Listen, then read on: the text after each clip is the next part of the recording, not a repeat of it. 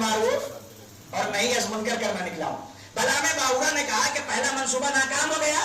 کچھ خوبصورت عورتوں کا انتخاب کرو, انہیں روزمرہ کی زندگی سے متعلق چیزیں بیچنے کے لیے دے دو اور انہیں بھیج دو کہ وہ موسیٰ کے لشکر کے درمیان آرائش کر کے سج سور کر جائیں اور چیزیں بیچنا شروع کر دیں. اور اگر موسیٰ کے لشکر کا کوئی ایک سپاہی بھی انہیں گناہ کی طرف مائل کرے تو فوراً آمادہ ہو جائے.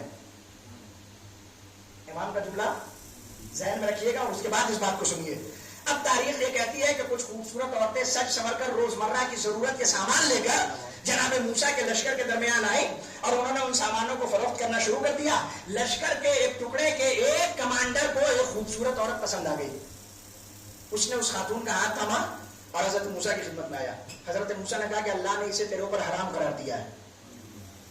سنیں گے اس کا جملہ. وہ کہتا ہے کہ اے موسیٰ, اب نہ میں تمہاری سنوں گا اور نہ تمہارے خدا کی سنوں گا. تاریخ یہ کہتی ہے کہ اس شخص نے ایک فعل حرام کو انجام دیا جس کی وجہ سے طاعون جیسی وبا پھیلی اور حضرت موسیٰ کے لشکر کے اچھے خاصے افراد 20,000 تک تاریخ میں عدد لکھی گئی ہے کہ تقریباً 20,000 افراد اس وبا کا شکار ہو کر اس دنیا سے چلے گئے. گناہ ایک نے کیا تھا نا. سوچنے والی بات ہے کہ نہیں ہے؟ گناہ ایک نے کیا اور جان ہزاروں لوگوں کی گئی. پھر یہ وبا کیسے ختم ہوئی؟ تاریخ کہتی ہے کہ حضرت موسیٰ کے ایک رشتہ دار تھے جو بہت ہی متقی اور پرہیزگار تھے اور بہت بہترین شجاع اور بہادر انسان تھے. وہ کسی دوسری سرزمین پر جنگ میں مشغول تھے. وہ سفر سے واپس آئے, انہوں نے دیکھا یہاں وبا پھیلی ہوئی ہے اور لوگ وبا سے مرے جا رہے ہیں. آخر میں انہوں نے پتا کیا کہ ماجرا کیا ہے. انہیں بتایا گیا کہ ایک شخص ہے جو ایک خاتون کے ساتھ مل کر فعل حرام کا مرتکب ہوا ہے. حضرت موسیٰ کا وہ شجاع اور بہادر شخص سپاہی اس انسان کے پاس پہنچا جس نے گناہ کو انجام دیا تھا اور پہنچنے کے بعد فوراً اسے قتل کر دیا. جیسے اسے قتل کیا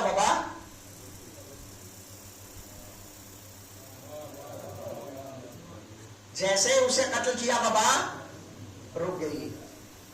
ایک نے گناہ کیا تھا, ہزاروں لوگوں کی جان کیوں گئی اور اس کے قتل پر وبا رک کیوں گئی؟ قدرت یہ سمجھانا چاہتی تھی اگر سماج میں برائیاں پھیلنے لگے اور کوئی اس برائی کا مقابلہ کرنے والا نہ ہو تو ایک کی وجہ سے اور لوگ بھی زد میں آ جایا کرتے ہیں. ایک کی وجہ سے اور لوگ بھی زد میں آ جایا کرتے. اب آپ مجھے انصاف سے بتائیے, اتنے لوگوں کی جان کس کی وجہ سے گئی؟ کس کی وجہ سے گئی؟ ایک اس شخص کی وجہ سے جس نے حرام کام کو انجام دیا.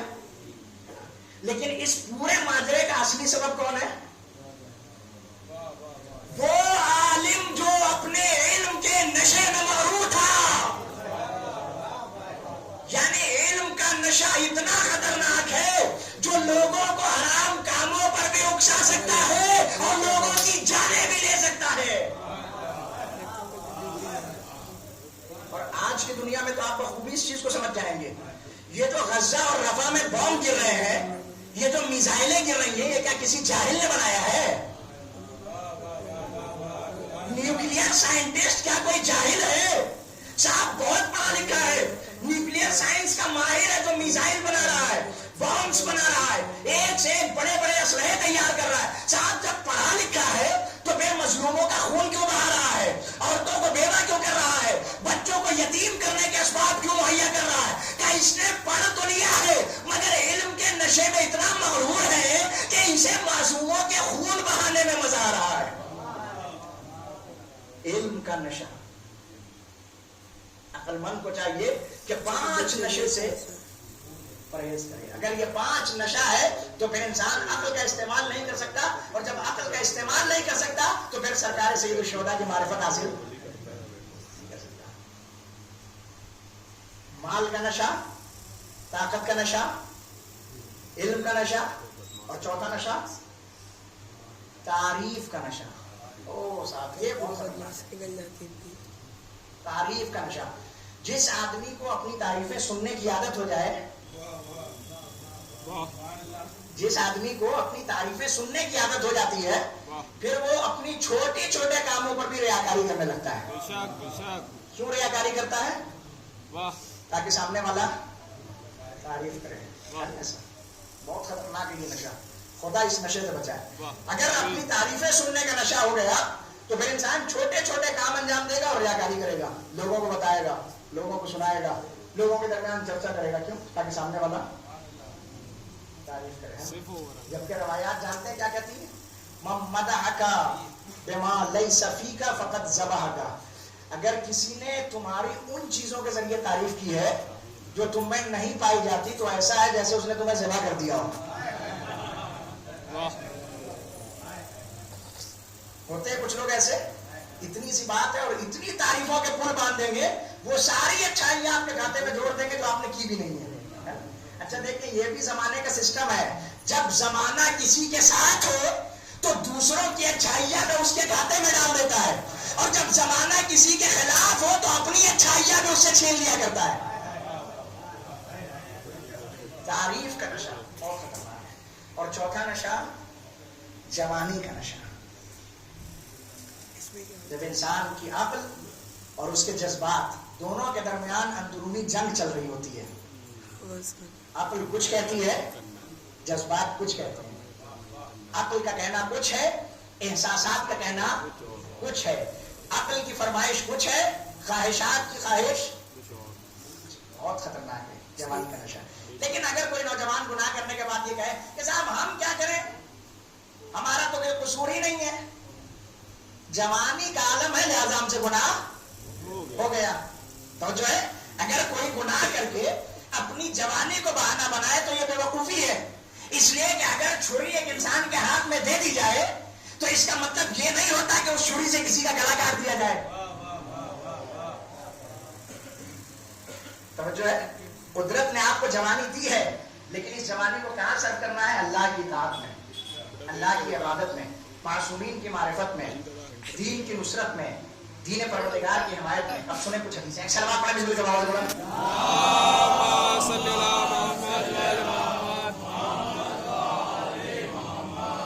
چھٹے امام فرماتے ہیں لست احب ان ارى شابا من شباب الشیعۃ لا يتفقه في الدین. مولا فرماتے ہیں میں کسی شیعہ جوان کی طرف دیکھنا بھی پسند نہیں کرتا, ایسا جوان جو دین میں غور و فکر نہ کرتا. میں اس شیعہ جوان کی طرف لست احب ان ارى, میں اس شیعہ جوان کی طرف نگاہ ڈالنا بھی پسند نہیں کرتا جو دین کے مسئلے میں غور و فکر. ہم کیا امید لیے بیٹھے ہیں کہ مولا قبر میں تشریف لائیں گے اور ہماری پوری شفاعت ہو جائے گی اور ہم سیدھے جنت میں پہنچ جائیں گے. اور مولا کیا کہتے ہیں؟ لست احب ان ارى, میں ایسے جوان کی طرف دیکھنا بھی پسند نہیں کرتا جو دین میں غور و فکر نہ کرتا ہو. تو مولا جس کی طرف نگاہ ہی نہ ڈالے,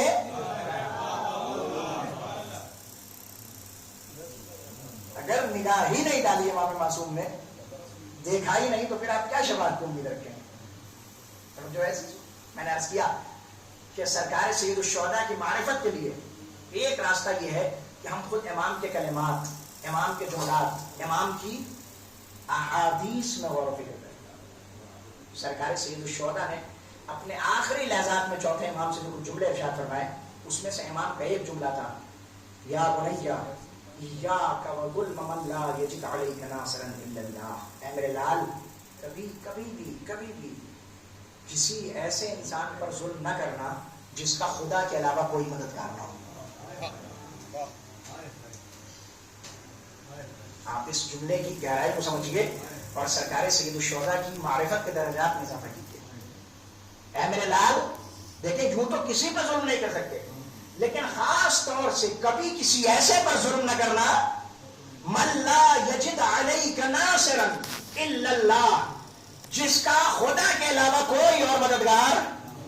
سماج اور معاشرے میں یہی ہوتا ہے کہ جسے غریب سمجھا جائے, جسے نادان سمجھا جائے, جسے کمزور سمجھا جائے, جسے کمتر سمجھا جائے, اس ظلم بھی ڈھایا جاتا ہے, ستم بھی ڈھایا جاتا ہے, دبایا بھی جاتا ہے, کچلا بھی جاتا ہے. آپ امام کی وصیتوں میں سے ایک وصیت ہے, اے میرے لال کبھی کسی ایسے انسان پر ظلم نہ کرنا جس کا خدا کے علاوہ کوئی مددگار, جس کے ایڈمنسٹریشن میں پہنچ نہ ہو, جس کے منتریوں سے رابطے نہ ہو, جس کی ادھیکاریوں سے جان پہچان نہ ہو. کبھی بھی کسی ایسے انسان پر ظلم اور ستم مت کرنا. کیوں؟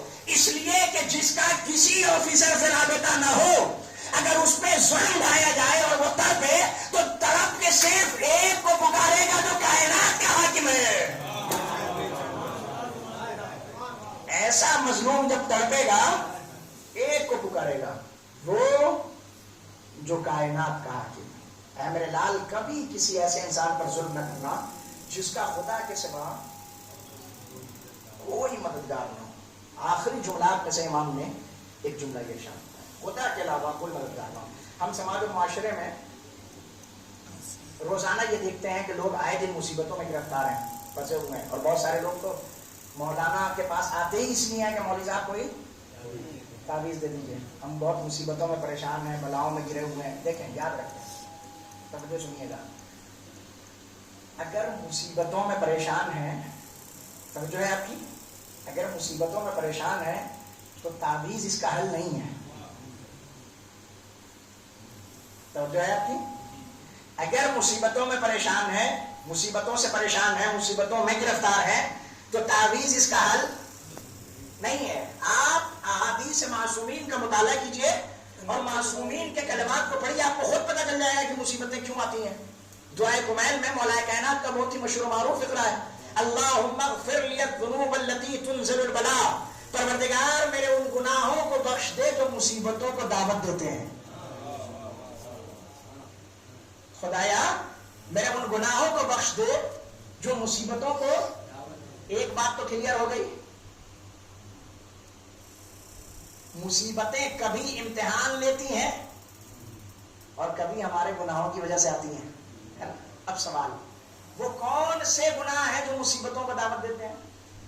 آپ کے ذہن میں یہ سوال آیا کہ اگر مصیبتیں گناہ کی وجہ سے بھی آتی ہیں تو کون سے گناہ ہیں جو مصیبتوں کو دعوت دیتے ہیں؟ سرکار سید الشہداء کا جملہ یاد رہے, کبھی کسی ایسے پر ظلم نہ کرنا جس کا خدا کے علاوہ کوئی مددگار نہ ہو. اب آپ سنیے کون سے گناہ ہیں.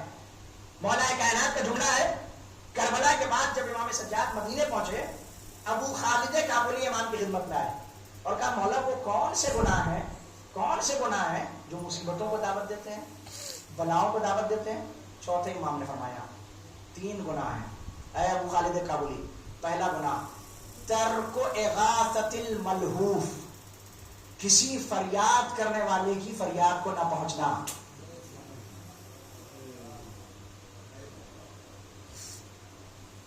پہلا گناہ فریاد کرنے والے کی فریاد کو. دوسرا گناہ ترک اعانۃ المظلوم, کسی مظلوم کی حمایت میں قدم آگے نہ بڑھانا. تیسرا گناہ تضییع الامر بالمعروف والنہی عن المنکر, سماج اور معاشرے میں امر بالمعروف اور نہی از منکر کو ضائع کر دینا, برباد کر دینا, چھوڑ دینا. کسی کو کسی سے مطلب ہی نہ ہو, کوئی اچھائی کرے کوئی برائی کرے. یاد رکھیں عزیزوں, میں ایک جملہ آپ کی خدمت میں عرض کرتا ہوں. ہمارے یہاں جب کسی سے کہا جائے گا کہ کسی اچھے کام کو انجام دے دیجیے تو وہ کہتا ہے ہم سے کیا مطلب ہے کہ نہیں. یہ جملہ اگر کسی سے کہیے کہ صاحب کوئی کار خیر ہو رہا ہے, آپ بھی پڑھتے ہو, حصہ لے لیجیے. مولوی صاحب آپ کو پورے محلے میں ہم ہی ملے ہیں کیا, ہو رہا ہے تو ہو رہا, ہم سے کیا مطلب. اور کسی نوجوان کو اگر برائی سے روک دیجیے کہ یہ گناہ نہ کرو, یہ برائی نہ کرو, یہ فعل حرام انجام نہ دو, تو کہے گا مولانا صاحب آپ سے کیا مطلب. یا اگر کسی برابر کے ساتھی نے روکا تو تم سے کیا مطلب. تو ہمارا پورا سماج اور معاشرہ, دیکھیں اچھا ایک بات میں اور آپ کی خدمت میں عرض کر دوں, یہ میں اسپیسیفک یہاں کے لیے نہیں کہہ رہا ہوں, ہر سماج اور ہر معاشرے کا یہی حال ہے کہ 2 آئیڈیولوجی ہیں جو سماج اور معاشرے میں حاکم ہے. اچھائی کی طرف بلاؤ تو ہم سے کیا مطلب, برائی سے روکو تو تم سے کیا مطلب. آیت اللہ جوادی عملی فرماتے ہیں اسلام میں 2 چیزوں کا وجود ہی نہیں ہے, ایک ہم سے کیا مطلب, ایک تم سے کیا مطلب؟ اگر اسلام اس نظریے کو سپورٹ کرتا تو قدرت کبھی بھی فروع دین میں امر بالمعروف اور نہی از منکر کو حکم نہ رکھتی.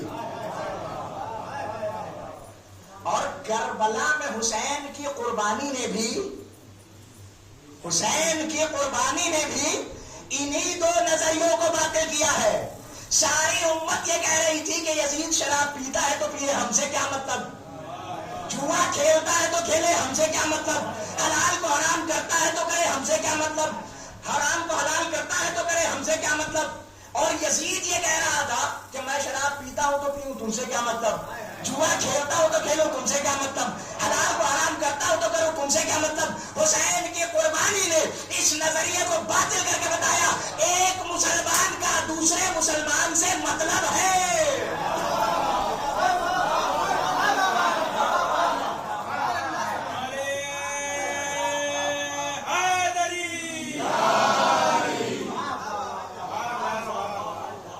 تین گناہ ایسے ہیں میرے لال، کبھی کسی ایسے شخص پر ظلم نہ کرنا جس کا خدا کے علاوہ کوئی مددگار. تین گناہ ایسے ہیں جو مصیبتوں کو دعوت دیتے ہیں. اب اگر ہم مصیبتوں میں گرفتار ہیں تو اپنے دامن میں جھانک کر دیکھیں کہ ان تینوں میں سے کون سا گناہ ایسا ہے جو ہم سے ہو رہا ہے. اور ایک دوسرے کا منہ دیکھنے کی ضرورت نہیں ہے، ہر آدمی اپنے گریبان میں جھانکے. اصل میں ہوتا یہ ہے کہ جب ایسی باتیں پڑھی جاتی ہیں تو ہر ایک دوسرے کا چہرہ دیکھ کے داد دیتا ہے. ہر شخص اپنے گریبان میں جا کے کہ ان تینوں میں سے کون سا ایسا گناہ ہے جو ہم سے سرگرم ہو رہا ہے. اے میرے لال، کبھی کسی ایسے پر ظلم نہ کرنا جس کا خدا کے علاوہ کوئی مددگار نہ ہو. ایسا انسان جب تڑپے گا اللہ کو پکارے گا، جب خدا کو پکارے گا تو پھر خدا ظالم کو نہیں چھوڑے گا، اس سے ضرور انتقام دے گا. آپ دیکھیں، آپ نے سنا ہوگا انوشیروان عادل تاریخ میں بہت بڑا بادشاہ گزرا ہے. ہسٹری پڑھنے والے ہمارے نوجوان جانتے ہوں گے انوشیروان عادل ساسانی سلسلہ سلطنت کا عظیم بادشاہ ہے. جیسے مغلیہ سلطنت ہے ویسے یہ پورا سلطنت کا پیریڈ گزرا ہے.